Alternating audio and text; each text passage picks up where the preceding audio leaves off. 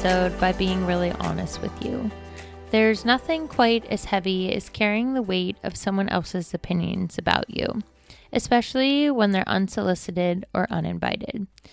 You show up, you try, you grow, and somewhere along the way, someone decides you're too much, or not enough, or not doing it the way they think you should, and they make it known, loudly, publicly, casually, and without realizing it, you start to question yourself. You start dimming, editing, doubting, not because you lost belief in who you are, but because someone else made you feel like who you are isn't right. This episode is for the person who's tired of explaining themselves, for the one who has shrunk just to fit into somebody else's comfort zone, for the one who's felt misunderstood, mislabeled, and micromanaged by the opinions that were never theirs to hold. I see you, and more importantly, I feel you, because I've been there and I'm currently there. Last week, somebody told me that they thought I was killing it, and I hysterically started to laugh. Because if we're being really honest with each other, and that is what this podcast is for, I am the farthest thing from quote unquote killing it, and I've actually been allowing the opinions, comments, and thoughts of others really hold me back and make me question if I am where I should be, or if it's maybe time for me to bless, release, and move on because I no longer belong where I am. And so today, we're not just talking about judgment, criticism, and unsolicited advice. We are going to reclaim the power we've given to it. We're untangling our identity from other people's projections, and we're rising not in spite of it, but because of it. So let's start where it usually begins, with the uninvited voice. People project their insecurities through their opinions. Have you ever noticed how the loudest critics are often the ones who haven't done what you're doing? Their words sting not because they're true, but because they reflect a wound you still might be healing from. People will shame your freedom when they're still chained to their own fears. It's not about you, it's about what you represent to them. Their discomfort matched with your confidence and your capabilities, that's theirs to unpack. It's not yours to carry. Oftentimes we forget, but not all feedback is about us. It's often about them. People comment from the lens of their own experiences, their own limits, their own pain. You might be walking into your breakthrough while somebody else sees it as a threat to their comfort. You can't keep shrinking your light because somebody else hasn't figured out how to shine theirs. We weren't born to please everybody. And this is something that I personally struggle with to this day because it will be your recipe for burnout, which is why I feel more exhausted than I have felt in months. We have to remember that if we spend our lives editing who we are for others, we'll eventually lose the unfiltered, beautiful, honest version of ourselves that makes us unique and authentic. Every time you perform to be accepted, you abandon the real you. And no amount of applause will ever feel enough if it's clapping for the version of you that isn't who you're meant to become. Oftentimes, opinions become our identity. When we start believing what others say about us, it truly can define us. The repetition of criticism can plant false beliefs inside our heads. When you hear the same messages enough times, like you're too much, you're not enough, you're intimidating, who do you think you are, you start to wonder if it's true. That doubt begins to settle in like dust on a mirror. You stop seeing yourself clearly. But just because it's been said doesn't mean it's true. Repetition doesn't equal reality. When we don't defend our truth, we adopt somebody else's narrative. Silence becomes agreement. And this is somewhere that I personally have not figured out how to balance because I'm too afraid sometimes to speak up because I don't want to deal with the resistance. I don't like dealing with confrontation. But when we don't challenge the lies, they start to feel like our own thoughts.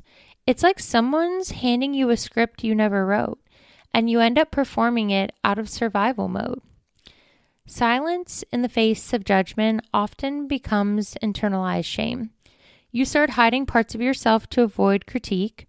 You dim your light to make others more comfortable. And in doing so, you trade authenticity for acceptance.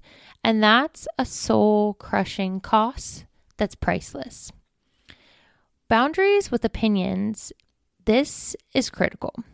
Protecting your peace from unsolicited input truly is going to be something that makes or breaks you. You have the right to say, that's not helpful. Not everything deserves a response, but you do have permission to shut it down. It's okay to say, I didn't ask for that, or I'm not accepting feedback right now. It's not rude, it's responsible. You're protecting your emotional space and you have the right to do so. Not everyone deserves access to your vulnerability either. Just because somebody has an opinion doesn't mean they've earned the right to speak into your life. Your journey is sacred. Your struggles, your goals, your dreams, they're not for everyone to dissect. Give your heart to people who honor it, not poke holes in it. And this is hard because we always think that those who are in our lives generally support and love us. But if I've learned anything in these last few years, it's the beauty of having a small, close circle. Not everybody is rooting for you. Not everybody wants to take the time to understand you. And not everybody is willing to reciprocate the grace that you bestow onto other people, which is why boundaries are the fence between feedback and personal truth. Without boundaries, you'll be constantly swayed by what everyone else thinks. Boundaries aren't walls, they're filters. They help you discern what's worth letting in. They help you protect your peace like it's your purpose. And let's be honest, it should be, because it is. So in today's episode, I want to give you tangible activities after each subsection of what we're talking about, because I know in my heart, in order to release the unsolicited opinions and the weight that they bring, requires repetition and action. So, the first activity I'm encouraging you to do is to write a letter, return to sender. Write a letter to someone whose opinion impacted you negatively. Don't send it. Just read it out loud, rip it up, and release it. The one incredible thing I have learned in my 30s is that you don't need to be physically in the presence or have a conversation with somebody to establish closure. We can establish closure through our own activities, behaviors, and as a result of that, simple things like writing a return to sender letter enables you to get everything out you need to say. It enables you to say it the way you want to say it without being worried about their response. And then ripping it up and releasing it releases any power that they have, and you truly get to relinquish it. Now, our second topic today is something I'm calling quick to judge, slow to understand. This theme is all about exploring why people judge so quickly and how it affects our emotional well-being. Because snap judgments and shallow thinking, which is what happens when people rush to conclusions without seeing the whole person, has literally been the cause of me having a nervous breakdown. Judging is always easier than understanding. Judging takes no emotional maturity to point a finger. Understanding, that takes time. It takes patience and a willingness to get uncomfortable with somebody you might not quite ready to get uncomfortable with. But when people choose to judge quickly, it often says more about their character than it does about you. You deserve to be understood, and you shouldn't have to be dissected for every single thing you say or do. Where a lot of this comes into play, unfortunately, is social media. It glorifies sound bites, not stories. We live in a culture that praises quick takes, hot opinions, and viral critiques. But real people can't be summarized in 15 seconds. You are a full, evolving story, not a caption, not a reel, and not a filtered snapshot. It hurts when people make assumptions off of half a sentence. But remember, that says more about how they scroll than how you live your life. Oftentimes, we miss depth when we skim people. People want to categorize you before they've ever tried to connect with you. But no one is just strong or emotional or intimidating. We are all walking contraindications and contexts. You cannot know somebody's soul from a glance, and it's exhausting trying to prove your depth to people who only read headlines. The danger of mislabeling others comes from how assumptions distort reality, and it damages connections. Labels are lazy summaries of complex people.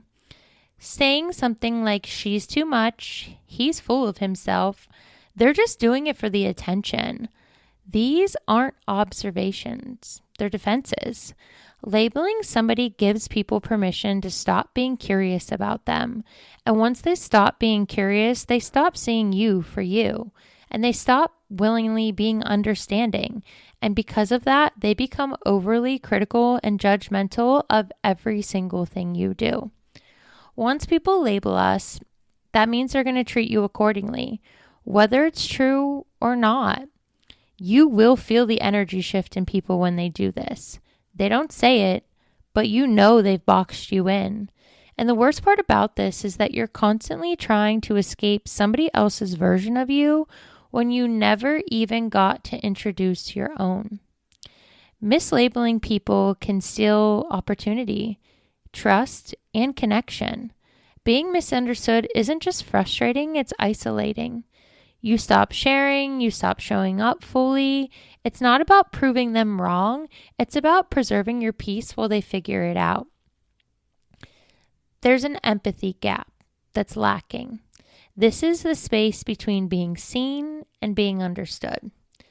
Empathy requires effort, and judgment is effortless. It's easy to throw stones from afar. It's hard to sit down and say, tell me what you've been through. But empathy is what bridges the gap between strangers. And without it, connection stays surface level and unsafe. What we tend to forget is that everybody has a battle, we just can't see it. That woman who quote unquote changed, she might be healing. That friend that disappeared might be drowning in grief. You never know what people are surviving while they're smiling, which is why I speak a lot about leading with grace and not gossip, because something that I haven't really spoken about is the last couple weeks of my life. A couple weeks ago, I had to see a specialist. And when I was at that specialist's office, I didn't get the greatest news. Compile that with 80-hour-week work week schedule, multiple events, in TBI rehab, it was just a mix of disaster waiting to happen.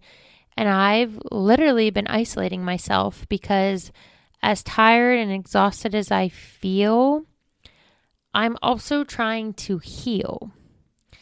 And it's hard because I'm still in a position where people see me out and about, in classes, at work.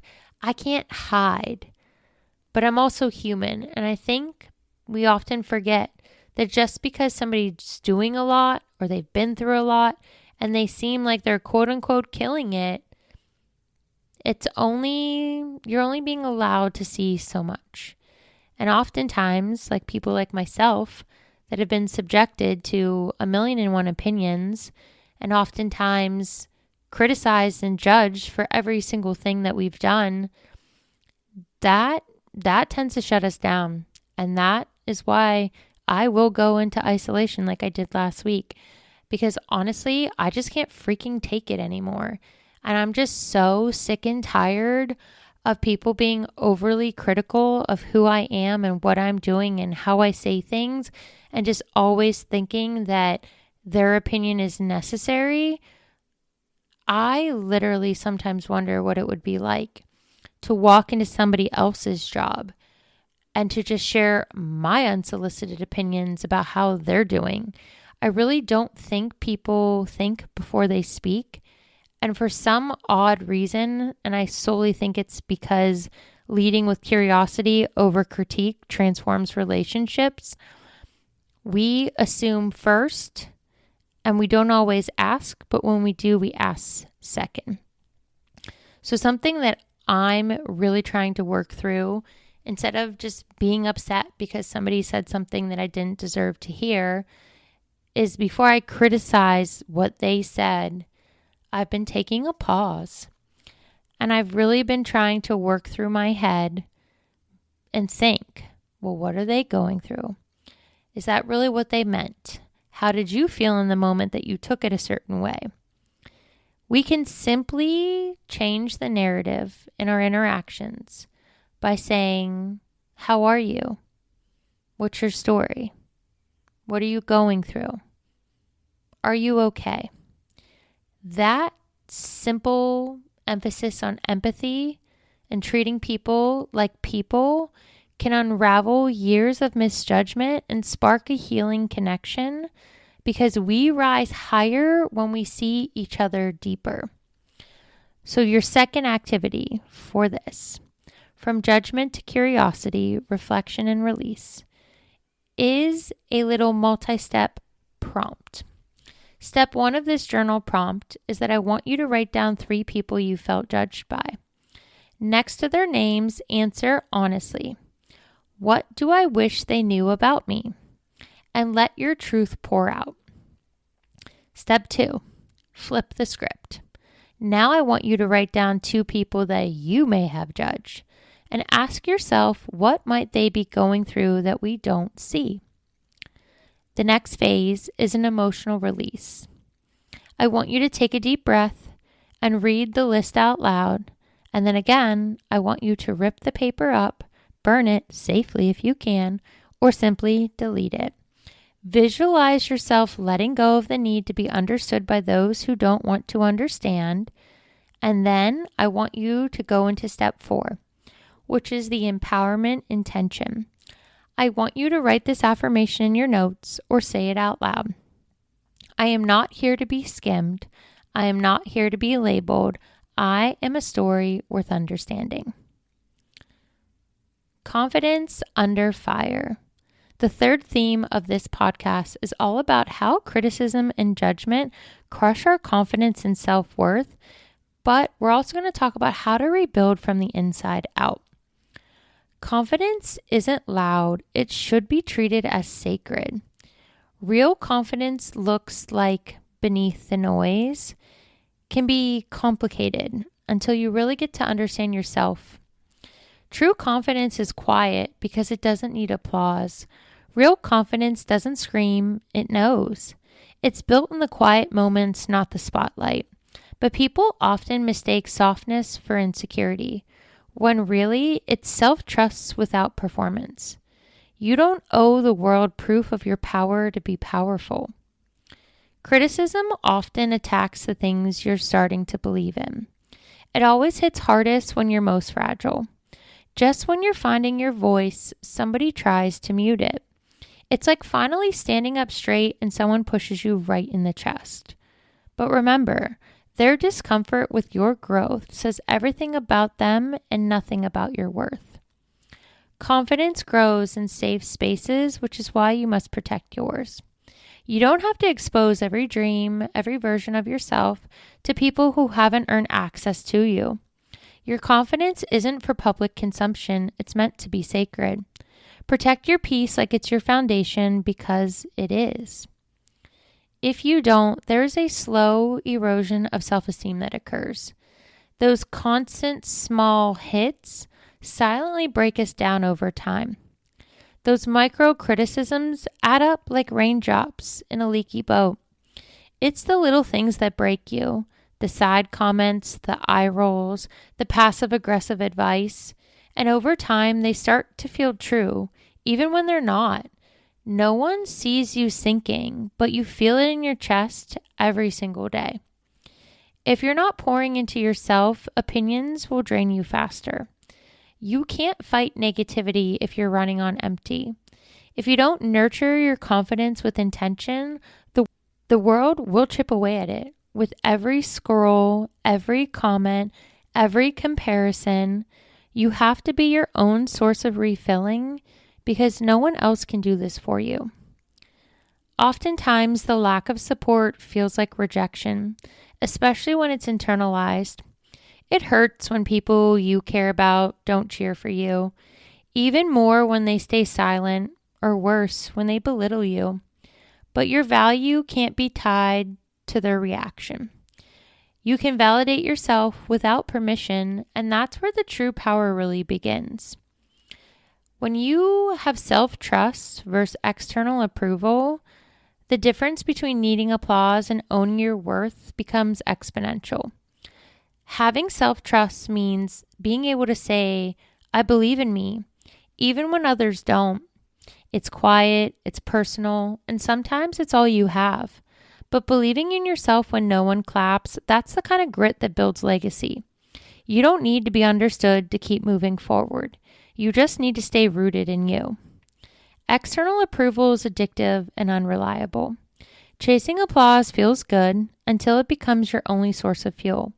One moment you're flying high, and the next you're crashing because somebody didn't respond the way you hoped. That's not confidence, that's dependency. You deserve more than a roller coaster of worthiness. Seeking the validation from others should be seen as a bonus, not the blueprint. It's okay to want support. It's okay to appreciate affirmation, but it cannot be the map in which you follow to decide if you're enough. You are allowed to clap for yourself, and that's not arrogance, that's self-respect. The activity for you in this section is all about reclaiming confidence. This practice is a 4-step practice I encourage you to implement into your life. Step 1, I call the confidence audit. I want you to list 3 things you're currently proud of, even if no one knows about them. These can be tiny wins or massive milestones. I want you to write them like they matter because they do. Step 2, I want you to identify the drain. You and I both know there are sources of negativity that have made you question your worth lately. I want you to write down 2 of them. There might be more. I'm sure there's not less. But think about what it was. Was it a comment, a person? Was it social media? And then step 3, you're going to draw the boundary. Next to each negative source, I want you to write what boundary you can create to protect your peace. This can be a phrase like, I don't receive that, a mute button, a limit, or a mindset shift. And hell, let's be honest, if you've been following along this podcast long enough, you know we don't play with the mute, just unfollow them. Social media is meant to be social, and if your social media doesn't feel like it is, it's time to unfollow those people. The last step in this subtopic is an empowerment intention. I want you to say, my confidence is not up for debate. I build it, I protect it, I honor it, even in silence. And then if you want to, write it down somewhere that you can look at it every single day so you can remind yourself of what you've been through and where you're going. I know this is a lot, and as a result, mental fatigue and emotional burnout are real. The emotional cost of always being on, defending yourself, and carrying others' projections literally can send you into a nervous breakdown. I would know. I had one. The weight of being misunderstood when you constantly have to explain or defend who you are, or sit and think about conversation after conversation when somebody responded in a way that you were not prepared for. Or maybe you said something and somebody misunderstood it, or they took it a different way. Explaining yourself constantly is literal emotional labor. Having to defend your heart, your choices, your truth over and over again, it's exhausting. It's like yelling into the void and praying somebody hears you and not their assumptions. In the moment you feel misunderstood, it's not just frustrating, it's draining. It's taking everything you have and depleting you even more. Being misread creates chronic tension in the nervous system. You start anticipating judgment before it even happens. This is literally my life. You rehearse responses in your head, which I do, because we lose sleep after these difficult conversations. And if you're anything like me, I shrink myself in rooms because I don't feel safe. This is hypervigilance. It's not overthinking. It's literal trauma from feeling unseen for far too long and having negative implications because of it. Misunderstanding often leads to isolation. You pull back, you shut down, not because you're angry, but because you're tired. And when nobody checks in, it confirms the fear that no one really wants to know the real you anyways. As a result, over-explaining becomes a trauma response. This habit of shrinking ourselves just to be accepted comes from over-explaining because it's often rooted in rejection wounds. When you've been misunderstood or judged before, you start believing that you need to justify your existence. You become a chronic clarifier just to avoid being labeled or attacked or abandoned. We have to remember that we are not responsible for managing others' assumptions. We are not their story to write. We don't owe anyone a PowerPoint presentation to exist in peace. Let them misunderstand you. It's not your weight to carry anymore. And honestly, maybe take a pause and think about that again and rewind and repeat. Because I too need to understand that that is their problem, not ours. When we explain too much, we tend to give our power away. Every time you bend your truth to make others comfortable, a part of you dims. Real power is standing in your story, even if it makes other people uncomfortable. As a result, emotional burnout comes from constant defense. The cost of always been in fight or flight, that fight or flight mode, really is emotionally taxing.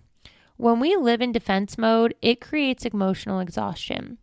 If you're always anticipating judgment, you never get to rest. Your brain stays in a loop of prepare, defend, explain, repeat. And after a while, you stop feeling safe in your own body, your own voice, your own truth, and your own life. Carrying other people's opinions ends up leaving no room for our own thoughts. Because of this, their voices get louder in our head than our own. We start editing ourselves, pre-censoring ourselves, over-apologizing and doubting. And that eternal noise, it's not you, it's them. And it's time to mute them, release them, let them go. There's a difference between growing and people-pleasing. We can evolve without erasing ourselves because not every critic is a call to change. If you're always shape-shifting for approval, eventually you lose yourself, you lose your foundation, you lose your identity. Growth should expand you, it shouldn't shrink you. So one way you can make this happen is through this activity. I'm calling it release and reclaim. It's a mental clarity practice. The first step is emotional inventory. I want you to take a few quiet moments and write down 3 situations recently where you felt misunderstood, judged, or maybe emotionally exhausted. How did you respond? Did you defend? Did you shrink yourself? Or did you over-explain yourself? Then step 2, I want you to rewrite the script. For each moment, I want you to write the unfiltered response you wish you could have said without guilt, shame, or fear. This is your safe space to reclaim your voice.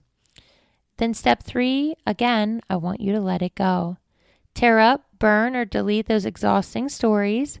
Visualize releasing their energy from your body because we are not responsible for being everyone's translator. You are solely responsible for your own peace. And then I want you to take this empowerment intention and write it and repeat it. I release the need to explain myself to be worthy. I reclaim my energy, my voice, and my right to rest. We're going to close out today's podcast by reclaiming our power. The theme here is being able to turn judgment and criticism into a catalyst for personal empowerment and freedom. So let's talk about turning pain into power. How using what hurt us as fuel for growth, but not as a means to identify ourselves. I want you to think about what broke you.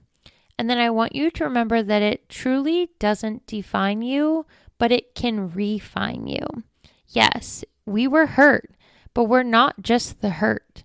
We are the comeback. We are the lesson. We are the strength that was built in the darkness, and we get to choose who we become next.